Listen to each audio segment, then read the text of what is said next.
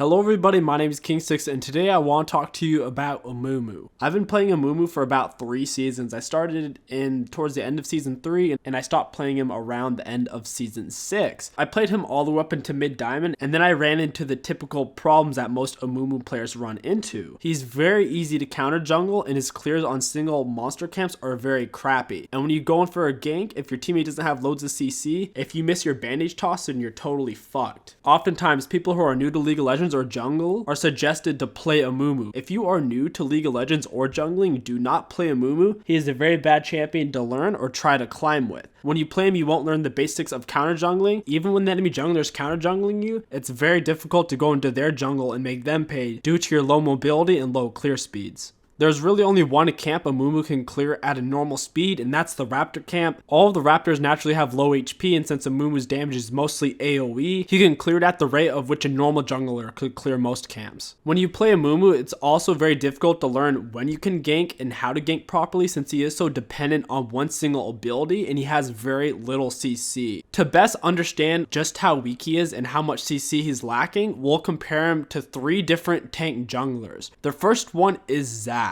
Amumu's only gap closing tool is his Q, and for it to even close any distance, he has to land it on something. So if you miss it altogether, you're not closing any distance, and if you miss it on the enemy champion, you're also missing your 1 and only CC before you're level 6. With Zac on the other hand, with Zac's gap closer, not only will it get you to the spot that you designate, it'll go there whether you land it on a champion or not. And if you do miss it on the enemy champion, you still have a chance to hit them with your stretching strike, your Q, to slow them, and then to hit another object to bang them together and use it as a stun/pull. Comparing Amumu to Rammus, Rammus's gap closer would be his powerball, his Q. Rammus can't really miss it. If the enemy throws out a hard CC, it will cancel it, but Rammus could just dodge it with his speed. It is also an AoE knockup, and then after that's over, he has a frenzying taunt, so he can taunt the target in place for an extended period of time. These are 2 massive CCs which are very easy to land and used as a proper gap closer. Amumu's gap closer is his CC and a skill shot that doesn't go through minions, which makes it so very difficult for him to gank pre-6. Comparing Amumu to one final tank jungler, let's use Sejuani. For Sejuani's gap closer, she has her Q. Unlike Amumu's Q, it will knock up everything in her path, and it is an AoE knockup, so if she does run into several enemy champions who are close together, it will knock them all up. Even if Sejuani misses this, she still has her W to use as a slow, and if she gets off enough autos,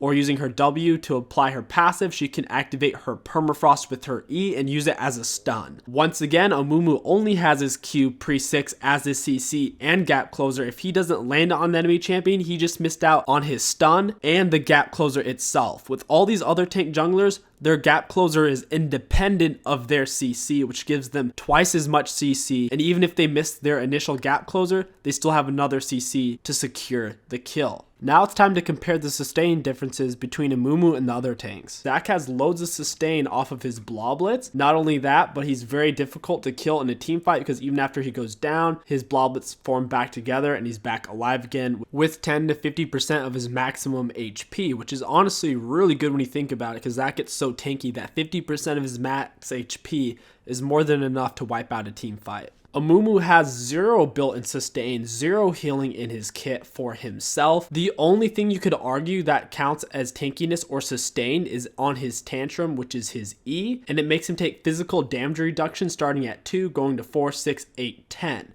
This is useful in the early game against multi-target camps like raptors, wolves, golems. Against single target camps, it doesn't really do anything, and against enemy champions, it does almost nothing in the mid and late game. Early game, it helps him not die in his own jungle, and the late game doesn't do shit. Sejuani's sustain in the jungle is very comparable to Amumu. Her passive isn't that useful for clearing camps because it gets taken off so easily and takes a while to recharge. However, her sustain in teamfight is much stronger because of her passive, and she can take a lot harder bursts since she has that in her kit. Amumu's flat physical damage reduction isn't going to do half as much as Sejuani's passive in a team fight. I'm not really going to talk about how much better Rammus' sustain is than Amumu. In a team fight or in the jungle, it's very obvious. Rammus gets a ridiculous amount of MR magic resist from his W. Meanwhile, Amumu will get a whopping 2 to 10 physical damage reduction depending on the level of his E, which is honestly laughable compared to the armor Rammus gets from his W, which is 20 plus 50 50 to 90% of his total armor, and 10 plus 25 to 45% of his total magic resist. Besides having less than half as much CC pre-level 6 and having way worse gap closers than these other junglers and way worse sustain and tankiness in fights, the way Amumu's abilities scale with only AP doesn't really reward him for building anything other than AP, which is a huge problem considering how immobile he is and the fact that he was never made to be an AP assassin.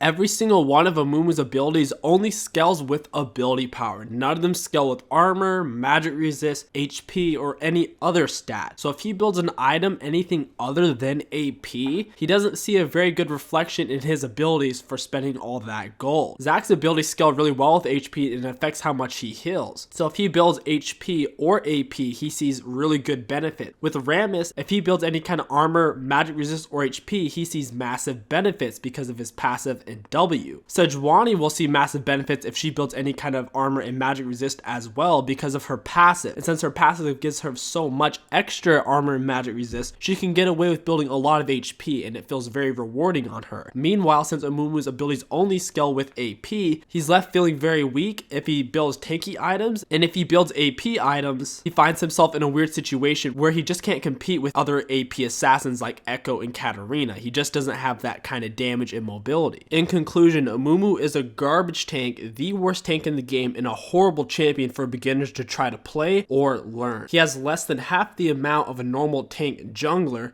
Before he is level 6, he is less tanky than a tank jungler, and he does less damage than a tank jungler. For Amumu to be viable, they're going to have to add some CC to him. They could do this by reworking his abilities, or by just giving a slow to his tiers whenever his tantrum is off a cooldown. I think that would be a lot of fun. The second thing they need to do is identify what they want him to be. He's a weird cross between an AP assassin and a tank because of his scalings. They need to decide if he's going to be a tank and play off of his base damage, or if he's going to be an AP assassin and have really high AP scalings and high mobility. Until they do either one of those things, I highly suggest just stay away from him and save yourself the trouble. Those are just my thoughts on the matter. Let me know what you guys think about Mumu down in the comments below. What are your experiences with him? Do you think he's actually good? Do you think he's bad? I'm genuinely curious to see what you guys have to say. If you guys enjoyed this video and want to support the channel, don't forget to like, comment, and subscribe. It really does help me out a lot. My name is KingStix. Thank you for watching, and I'll catch you guys next time.